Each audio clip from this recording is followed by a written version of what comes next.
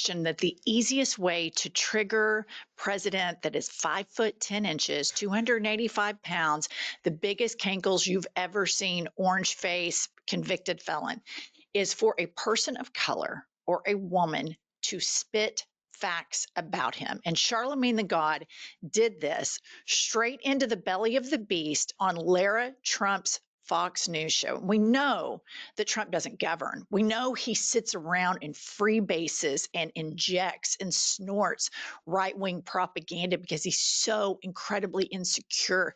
He has to hear superficial praise and propaganda heaped upon him to prevent him from further spiraling into the depths of hell. So Charlemagne goes on Lara's Trump and spits all this. Play the clip.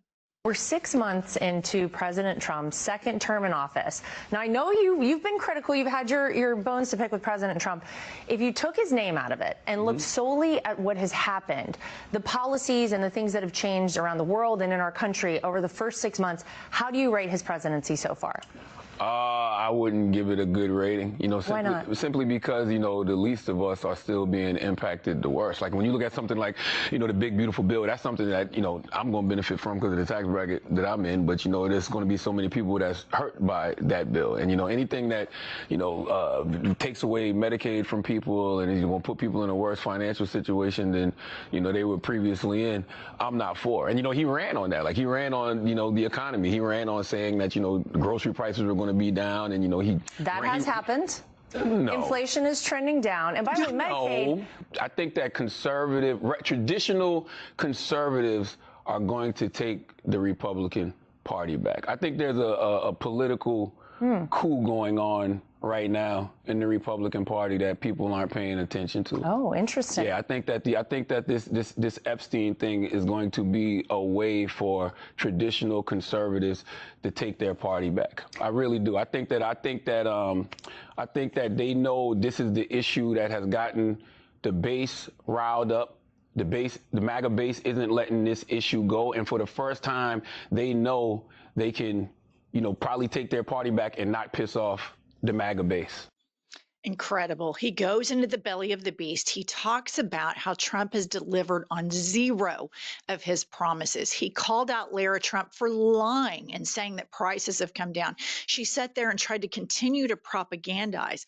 Trump is so triggered by this. Number one, because everything Charlemagne the God said is true and factual. But number two, because he is a black man.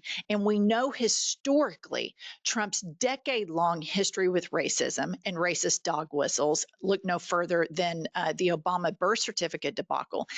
But at 2 a.m., the sitting president of the United States of America got on his lie social because I want to remind everybody he got kicked off all the other social media platforms. A grown-ass man got banned from all the other social media platforms, so he had to make his own. Now, of course, all the oligarchs have bent the knee to him, and he's back on, unfortunately. All right, let's hear what he says here. The very wonderful and talented Lara Trump, whose show is a big rating success, put racist sleazebag Charlemagne the God. Why is he allowed to use the word God when describing himself? Can anyone imagine the uproar there would be if I used that nickname? He's a low IQ individual, has no idea what words are coming out of his mouth, and knows nothing about me or what I have done, just like ending 5 wars, including a 31-year bloodbath between Republic of Congo and Rwanda, where 7 million people have died, and there was no end in sight. He didn't know that, or India or Pakistan, or wiping out Iran's nuclear capabilities, or closing the horrendous open borders capitalized, or creating the greatest economy where prices and inflation have come way down, and where stupid and corrupt Joe Biden set the record for doing the worst job as president ever. But this dope, Charlemagne, would vote for Sleepy Joe or Kamala. Remember, 1 year ago, our country was dead. Now it's the hottest country anywhere in the world. Okay, this is so incredibly unhinged, but I am so sick of white MAGA people calling Black people racist. Yes, I agree 100%. It's absolutely stunning that the president of the United States would say that. And what I don't understand is these people that are watching Fox News and reading his Truth Social are like, oh, yeah, the economy's back, America's back, completely ignoring all of the economic factors, all the numbers. And for Charlemagne the God to go on there is extremely brave. He did a very good job, but every single person watching that has the same proclivity to racism that Donald Trump does. So they're just going to discount, oh, well, he is the best president of all time. Oh, economic numbers are, inflation is trending down. And it's like, you're never going to reach those people. And I hope that he is correct about MAGA. I would love for the normal, crazy, mean, and cruel conservatives to come back in lieu of the MAGA crazy. But the president of the United States, everything he said in his post was a lie, and he capitalized 7 and million, and it's 2:00 in the morning. It's just gross. And I think it's going to be interesting to see. You're starting to see fracturing in the MAGA movement. Joe Rogan has spoken out every bit as much as Charlemagne the God did. He didn't get that type of 2 a.m. unhinged rant. Flagrant podcast, they've spoken out against Trump, white guys. They haven't received this. So, are people within the podcasting industry, Joe Rogan, Schultz, I forget the flagrant guy, are they going to defend Charlemagne the God?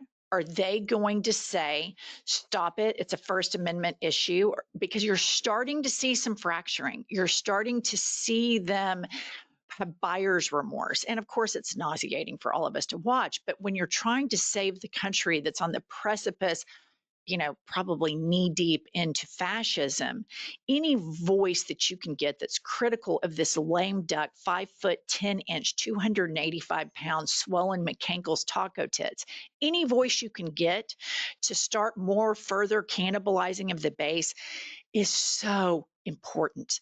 And we can't have a purity test for each of them. If people start bashing him in that base, that we've got to just let them do it. Which brings me to, all of these MAGA men want to talk about alpha, beta, and all this shit all the time. And I always see them just whining, complaining, it's grievances, just Trump's the lie social we just read. It's the weakest. I mean, whining. If a woman did a tweet like that, was whining like that, they would lose their minds. But Trump acts like a junior high school girl whose best friend kissed her boyfriend in every post that he has. But this guy, he's a comedian, Bill Burr, and he always spits facts, and he comes out on and on and on again. It calls out racist, calls out capitalism. And I thought this was just such a great clip. Perspectives, there's nothing wrong with being a billionaire, but if somebody is working 40 hours a week, 160 hours a month, and they can't make their rent, you're not paying them enough money. Maybe you should just be worth 900 million. Yeah. Like, how does a CEO take a 8-figure bonus and none of your employees have dental insurance? They can't even go out and get a filling. There's these nerd billionaires out there saying, I want my employees to come to work terrified, go to bed terrified, wake up terrified. I mean, you don't think it's that, then they're terrified to go out and spend any money. This sort of plain spoken calling out of how the wealth gap has just exacerbated and spiraled so much, and how simply he said it. People work 40 hours a week, don't have dental insurance, and can't pay their rent. Yet the CEO of In-N-Out Burger, who's worth $8 billion, has the audacity to make a public statement that she doesn't want to live in California anymore because their government is fighting for working class people to be paid a decent wage above the minimum wage. And then all of these sycophants in the MAGA movement and all these Fox News viewers, they go and cheerlead for a greedy, selfish, nerdy billionaire who exploits workers, exploits the consumer. We all have to go up to the registers and tip, and then triple tip and double tip, because people like her whine and complain because it's so difficult to pay people a decent wage. And he simply points out, you're worth $1 billion. Okay, be worth 900 million. Affects your life. Goose egg. But the Democratic Party has such difficult time messaging this thing so simply, just the way he did it, where it penetrates into the American psyche. Wait a minute. This is nuts.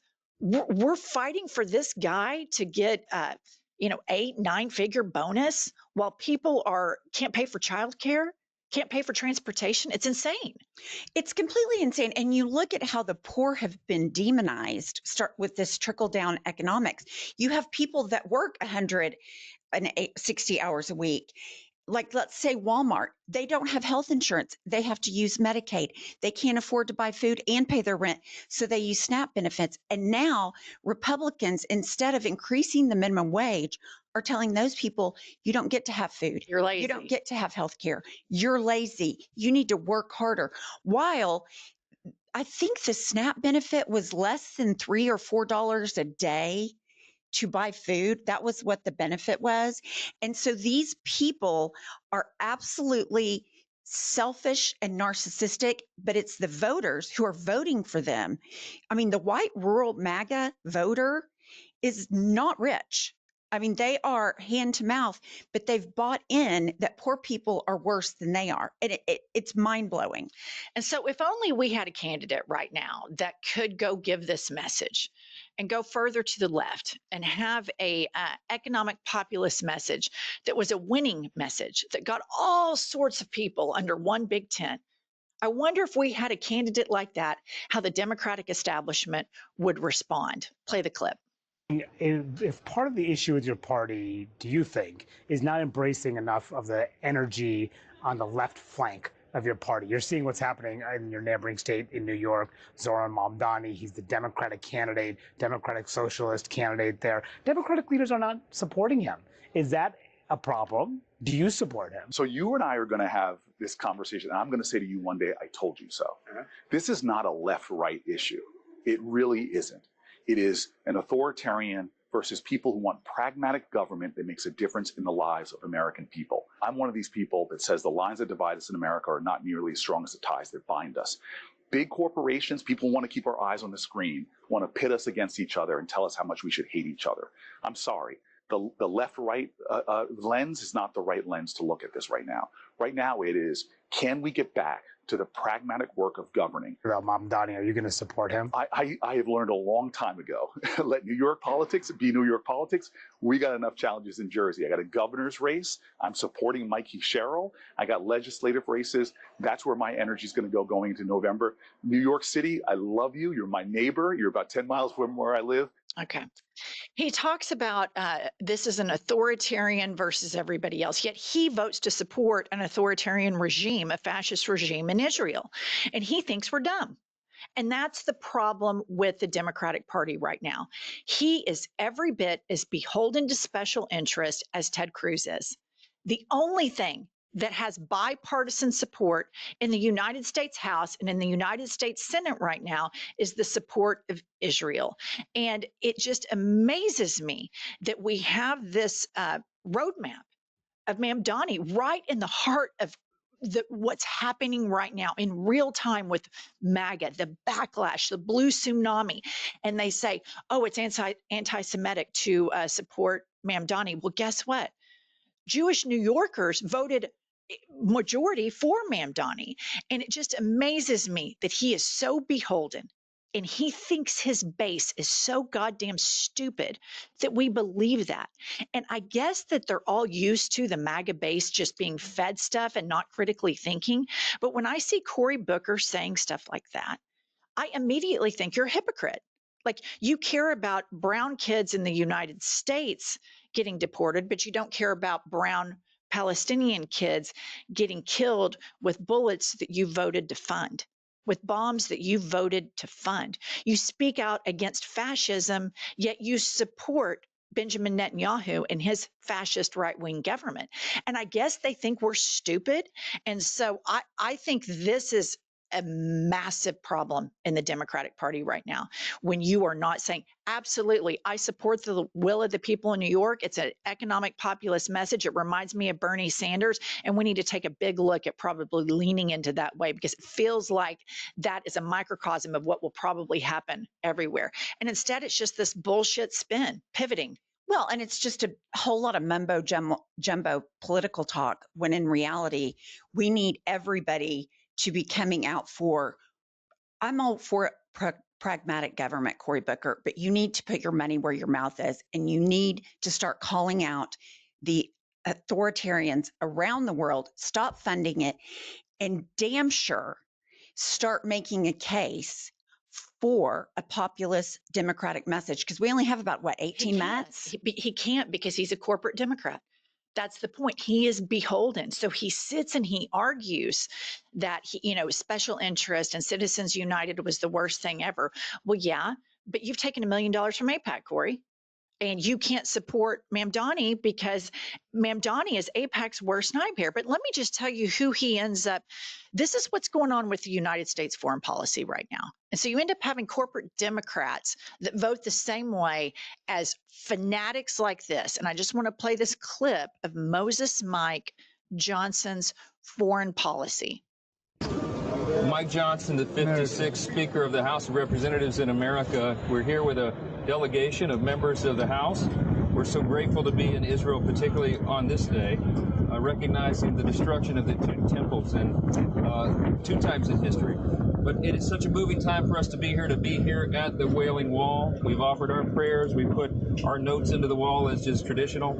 And we're so moved by the hospitality of the people and the great love of Israel. Our prayer is that America will always stand with Israel, and that we will we pray for the preservation and the peace of Jerusalem. That's what Scripture tells us to do. It's a matter of faith for us and a commitment that we have. Okay, I want to remind you that Israel was founded in 1945, and so Scripture's reminding him to do this. This is not foreign policy. This is magical Iron Age thinking. This is fucking crazy. And then there's more pictures of like Sarah Huckabee Sanders over there. We have crazy Christian problem in the United States of America. And then the people that could save us from these fanatics, the Cory Bookers, are bought and paid for by the same people that exploit right-wing American Christians, because they can tell the right-wing American Christians, well, in order for Jesus to come back, the Jews need to be in Israel. And Mike Johnson believes that shit because he's a rapture prepper. And then you have the corporate Democrats voting with these same people.